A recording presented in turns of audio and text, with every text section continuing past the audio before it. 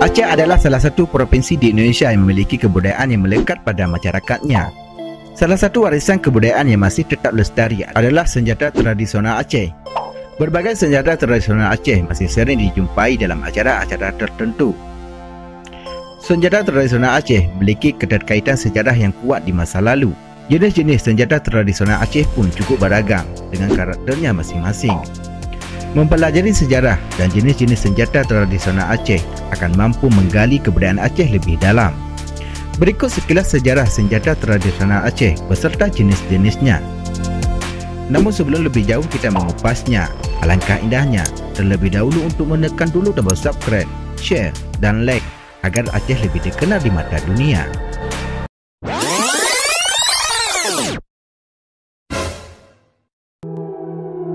Beberapa jenis senjata tradisional Aceh yang memiliki hubungan yang erat dengan sejarah Kesultanan Aceh adalah rencong dan pedang.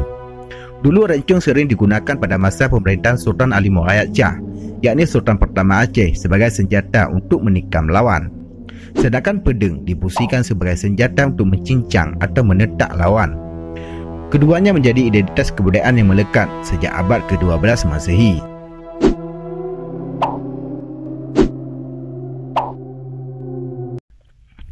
Rencong sebagai senjata yang telah dipakai sejak zaman dulu oleh Kesultanan Aceh, rencong memiliki karakteristik yang unik.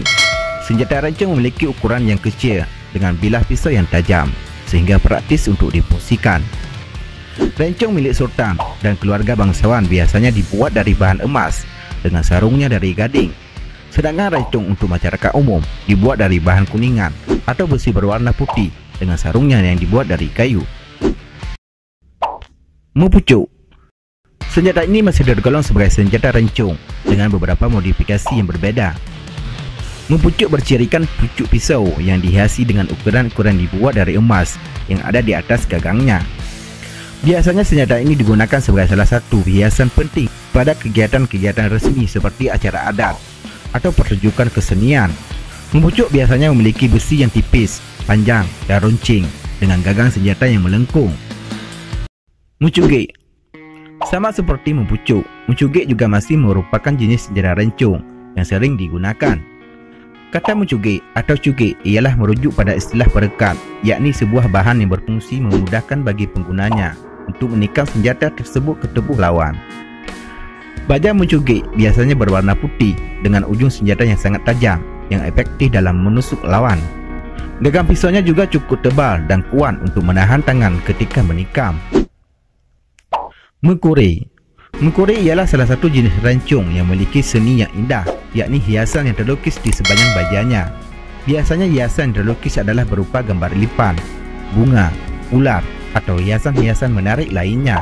Gagangnya biasa berwarna hitam dengan bahan yang tebal dan melengkung sehingga nyaman untuk digunakan. Sarung mengkuri biasanya dibuat dari bahan tanduk kerbau yang kuat. Pudoi. Satu lagi senjata tradisional yang mirip dengan bentuk rencong adalah pudoi. Senjata ini disebut pudoi karena memiliki ciri khas gagang pisau yang berukuran pendek dan lurus, yang mana dapat memberi kesan bahwa rencong tersebut belum selesai. Istilah pudoi sendiri digunakan pada sesuatu yang dirasa belum selesai atau sempurna.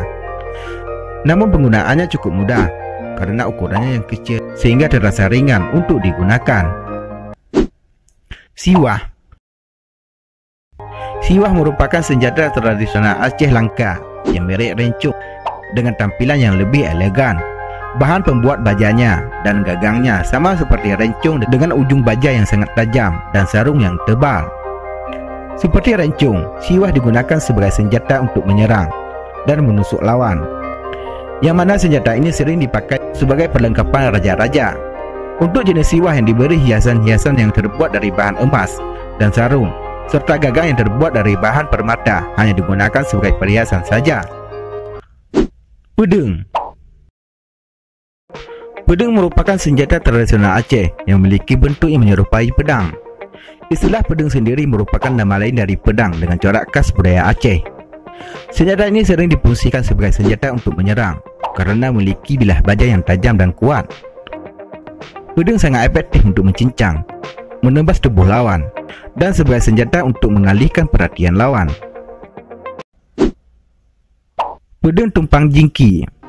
Tumpang jingki ialah salah satu jenis pedang yang memiliki ciri-ciri berupa mulut pedang yang terbuka sehingga terlihat unik dan langka sebagai salah satu jenis pedang.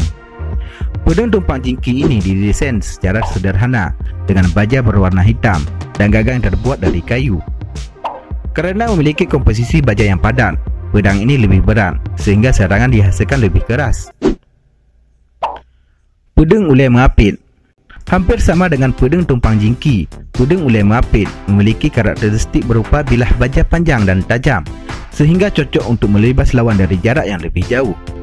Selain itu, sesuai dengan namanya, apit berarti penahan gagang agar tidak lepas dari bajanya, sehingga pedang ini didesain memiliki badan yang cukup kuat untuk menghujam.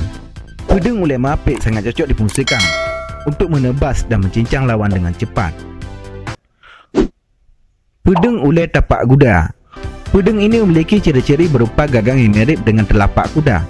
Gagang yang unik menjadi ciri khas yang menonjol pada pedang ini. Didesain cukup sederhana dengan gagang, baja dan sarung pedang yang sama dengan pedang lainnya.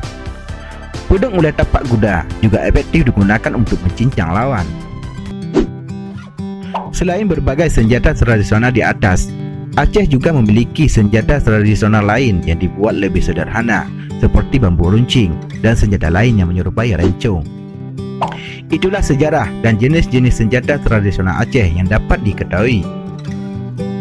Rakan mertua, apakah di antara kalian masih ada yang menyimpan salah satu jenis senjata yang tersebut di atas? Kalau ada, silakan tulis di kolom komentar.